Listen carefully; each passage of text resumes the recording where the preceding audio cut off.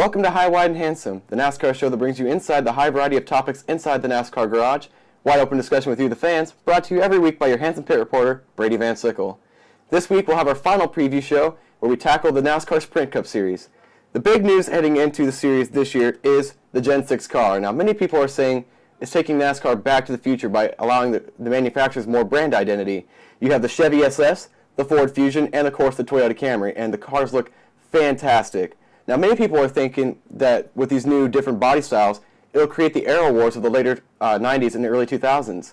However, NASCAR is saying we won't have that problem this year because the technology is far more superior than what it was back then.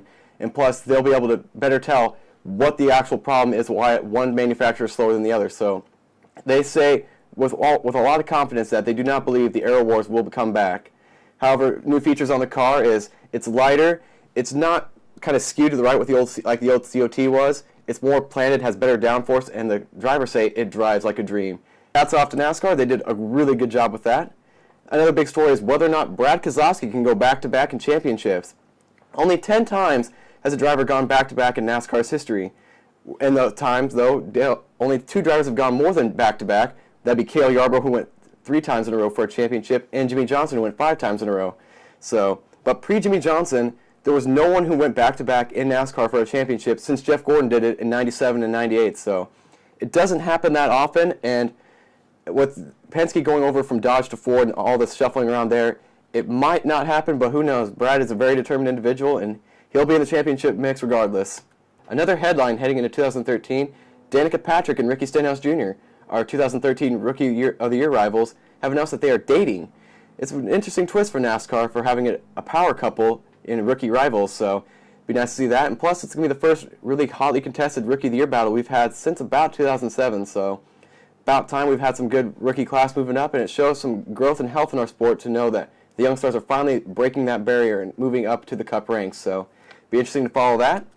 Also, the lame duck phrase has been thrown around a lot lately with drivers switching teams often, but this is a unique situation with Kevin Harvick announcing he was moving to Stewart-Haas Racing in 2014. Now, usually when these announcements happen, it's about in the July months or the summer races.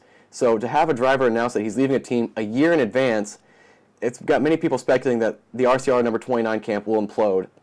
However, in a statement they said on NASCAR.com, they believe that what the critics don't realize is that they're going to work even extra harder knowing that their team is going to be disbanding at the end of the year to prove that Harvick's still a good driver and RCR is still a good team to drive for. So they've got a lot to prove, and they said they don't care that they're going to be departing at year's end. And Richard Childress said he doesn't want there to be burned bridges. He wants them to work hard all the way to the end and leave on good terms. So lame duck, we'll have to wait and see. Goodbye Dodge. It was announced that in about mid-May that Dodge would not be returning to NASCAR for the 2013 season. They left last year on a high note in 2012, earning the championship with driver Brad Keselowski. They said that the main reason they left the sport for 2013 was that they had no real viable options for competitive teams to carry the Dodge banner in 2013 and beyond. However, the Dodge Motorsports Group has been reviewing their options, and it's been rumored they've been talking to Richard Childress Racing for a probable return in 2014. No real news has been surfacing there, and many diehard RCR fans might not approve of that move because Richard Childress has been synonymous with Chevy, so it'll be interesting to see how those news pans out and see if Dodge ever returns to the sport, or if we have to wait another 30 years like they did when they left the sport in the 1970s. Also, with every year, we've got new faces and new places. The big 3 drivers that are driving a new rise this year would be Kurt Busch, who will be taking over the 78 controls for Furniture Row Racing, Matt Kenseth taking the famed number 20 car for Joe Gibbs Racing, and Joey Logano taking the number 22 controls for Penske Racing. Of the 3 drivers, it's most speculated that Matt Kenseth will benefit the most for this move. He's been kind of fighting, like an underrated status at Roush Fenway.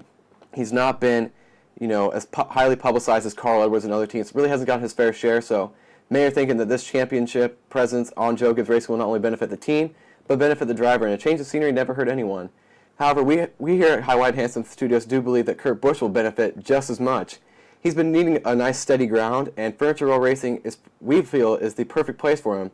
With their strong relationship with Richard Childress Racing, he has the equipment he needs to showcase his talent. Also, with the team owner also being the sponsor of the car, he doesn't really have to worry about making his sponsor mad, or showing up for driver appearances and stuff like that. other things that may have pushed the driver over the edge in past seasons. So we feel like this is going to be a good fit, and already he's having a better attitude about it, and we're hoping he can keep his anger under wraps, and who knows, he might be competing for a chase spot, which would be the first for Furniture Row Racing come September at Richmond. But probably the biggest beneficiary of this move will be Joey Logano. He's really struggled. He was thrust into the limelight too early, we believe.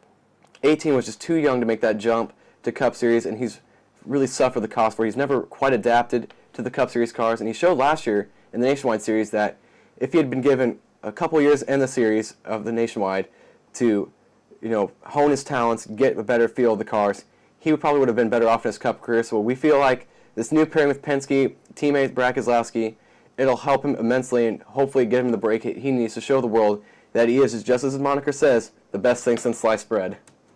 Other big stories heading into 2013 is the possibility of the number 3 car returning to Cup competition in 2014.